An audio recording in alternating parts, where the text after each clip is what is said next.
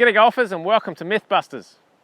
I'm Glenn Haynes and this is Aussie Golf Pros, and this is myth number one.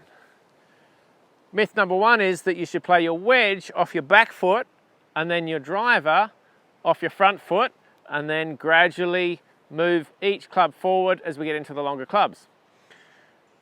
We absolutely agree that you should have your driver off your front foot. You want to be able to hit it on the up, it's on the tee, and we want to get that high launch with low spin. But you won't see the tour pros play pitching wedge off the back foot. In fact, tour pros don't move the ball around anywhere near as much as you might think. The tour pro is going to have the ball position for a pitching wedge still forward of center.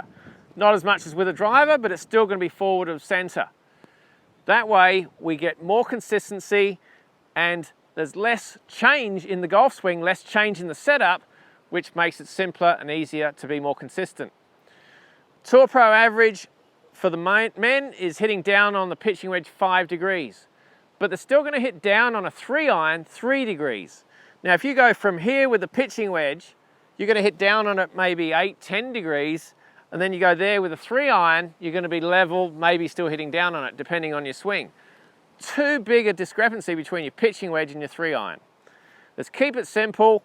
Have a look at this diagram here. This is the way Greg Norman used to play it. Narrow stance, still forward in the pitching wedge, and then in the 3-iron or a longer iron go wider, and then driver wider still. And you can see how that moves that ball position around a little bit. But we do not play the pitching wedge back in the stance. We're still going to play it slightly forward.